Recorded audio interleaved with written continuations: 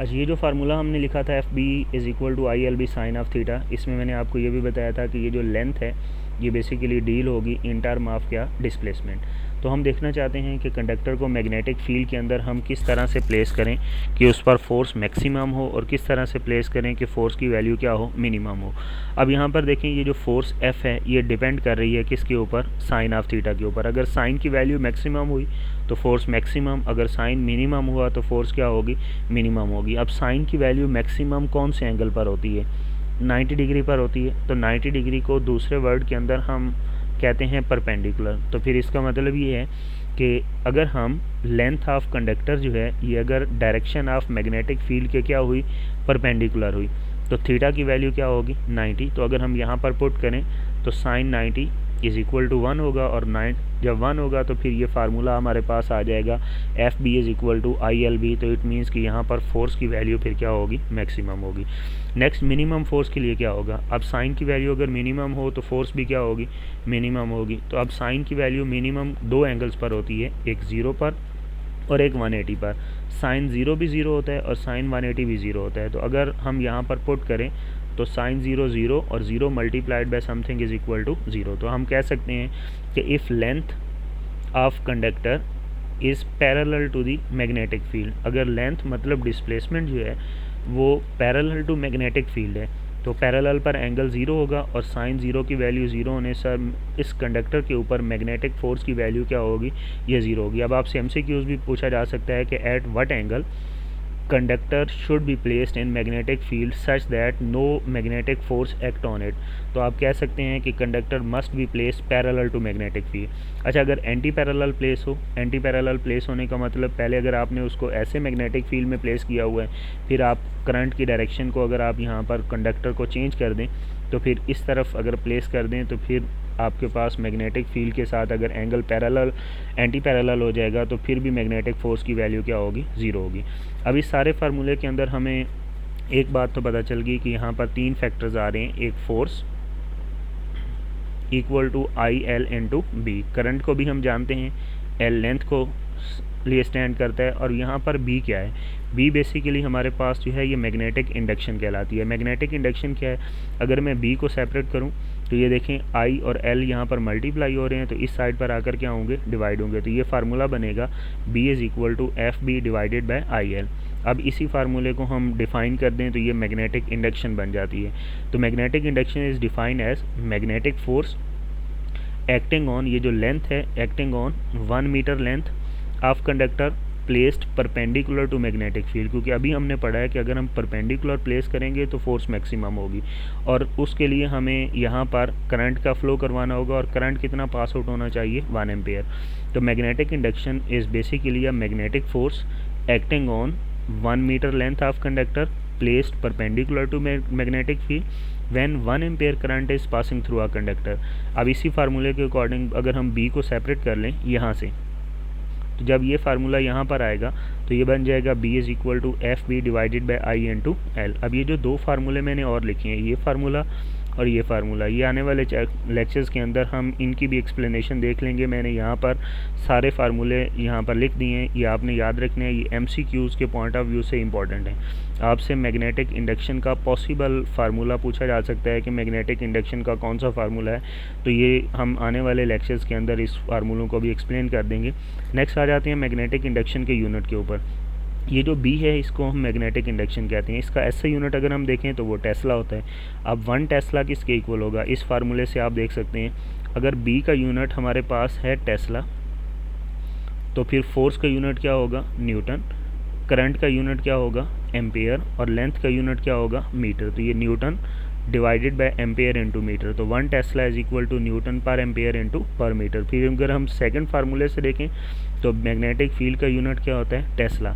ये जो magnetic phi है ये मैग्नेटिक फ्लक्स को इंडिकेट करता है। चैप्टर नंबर 1 में आपने फाई इलेक्ट्रिक फ्लक्स से पढ़ा था, यहाँ पर मैग्नेटिक फ्लक्स है। नेक्स्ट लेक्चर हमारा इसी पर होगा।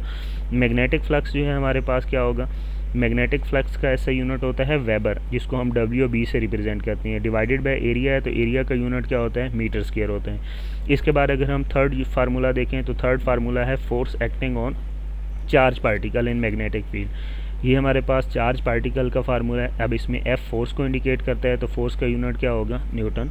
Q चार्ज को इंडिकेट करता है तो चार्ज का यूनिट कूलम। और ये जो V है यहाँ पर स्पीड को इंडिकेट करता है और स्पीड का यूनिट मीटर पर सेकंड होता है। ये जो मैंने लास्ट पर 2 यूनिट्स लिखे हैं ये इसके नॉन SI यूनिट्स हैं। एक और यूनिट है जो कि इम्पॉर्टेंट है MCQs के लिए। अब SI यूनिट अगर आपसे पूछा जाए तो वो टेस्ला है। अगर नॉन SI यूनिट पूछा जाए तो मैग्नेटिक फील्ड को हम गॉस में भी मेजर करते हैं। और 1 गॉस का टेस्ला के साथ रिलेशन क्या होता है, 1 gauss is equal to 10⁻⁻⁴ tesla. जैसे लेंथ के 2 यूनिट्स होते हैं, एक SI यूनिट होता है मीटर, उसको हम सेंटीमीटर में भी मेजर करते हैं, किलोमीटर में भी मेजर करते हैं। इसी तरह मैग्नेटिक फील्ड को SI यूनिट टेस्ला में मेजर किया जाता है और नॉन SI के अंदर हम उसको गॉस में मेजर करते हैं। गॉस स्मॉलर यूनिट है जो कि 10⁻⁻⁴ टेस्ला के इक्वल होता है। अगर हम इसकी वेक्टर फॉर्म देखें जो कि पहले भी एक्सप्लेन कर चुके हैं हम, FB is equal to I into length in term of displacement deal होगी एज अ फर्स्ट वेक्टर और B एज अ क्या होगा, सेकंड वेक्टर होगा। अब एक इम्पॉर्टेंट बात जो कि फर्स्ट ईयर में भी आपने पढ़ी थी कि ये जो रिज़ल्ट होता है क्रॉस प्रोडक्ट का, ये रिज़ल्ट हमेशा दोनों वेक्टर्स जिसका क्रॉस प्रोडक्ट लिया गया है उन दोनों के हमेशा क्या रहता है, परपेंडिकुलर रहता है। तो फिर हम कह सकते हैं कि ये जो FB है ये रिज़ल्ट है। FB is perpendicular to the both vectors जिनका हमने क्रॉस प्रोडक्ट दिया है। तो ये क्रॉस प्रोडक्ट रूल के अकॉर्डिंग हमने एक्सप्लेन की है।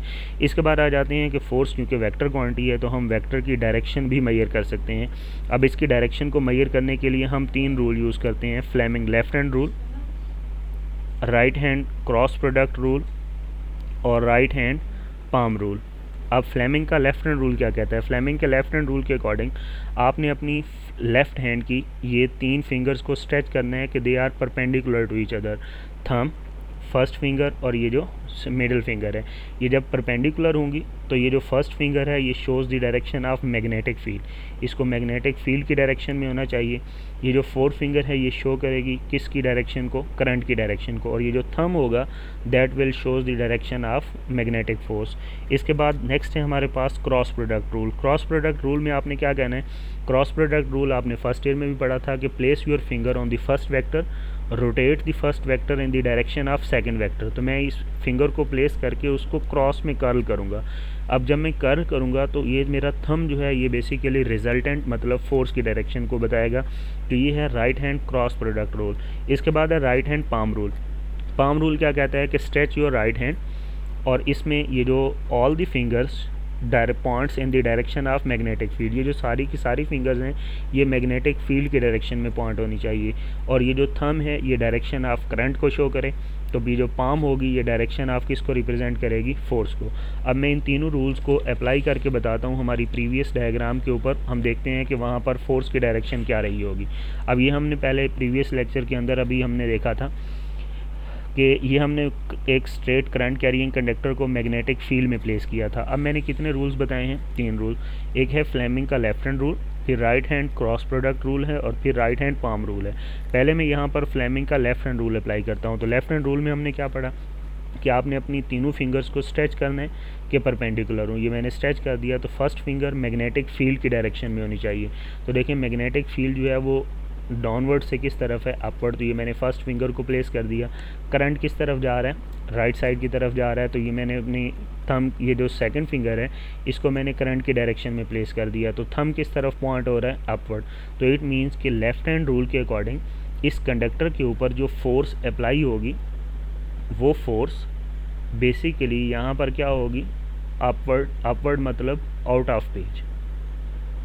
अब लेफ्ट हैंड रूल बता रहा है कि यहाँ पर फोर्स की डायरेक्शन क्या होगी, आउट ऑफ पेज होगी। अब हम देखते हैं कि क्या क्रॉस प्रोडक्ट का रूल भी यही बताता है हमें। अब क्रॉस प्रोडक्ट के रूल के अंदर आपने क्या कहना है, आपने कंडक्टर को इस डायरेक्शन में प्लेस किया हुआ है। तो ये हमारा फर्स्ट वेक्टर हो जाएगा जिसको हम लेंथ L से रिप्रेजेंट कर सकते हैं। ठीक है, अब ये हमारे पास जब फर्स्ट वेक्टर होगा इसको हम लेंथ L से रिप्रेजेंट कर देंगे। इसके बाद मैग्नेटिक फील्ड की डायरेक्शन किस तरफ आ रही है, अपवर्ड। अब ज़रा देखें, इसको मैं थोड़ा सा टिल्ट कर लेता हूँ। अब ये मैंने अपनी फिंगर को प्लेस कर दिया फर्स्ट वेक्टर की डायरेक्शन में जिस तरफ कंडक्टर प्लेस हुआ हुआ है। Rotate the first vector in the direction of second, magnetic field upward जा रही है। तो जब मैं इसको ऐसे रोटेट करूँगा तो देखिए मेरा थंब अभी भी किस तरफ आ रहा है, आउट ऑफ पेज आ रहा है। तो इट मीन्स कि सेकंड रूल भी बता रहा है कि डायरेक्शन ऑफ मैग्नेटिक फोर्स क्या होगी, आउट ऑफ द पेज होगी। इसके बाद थर्ड रूल देखें।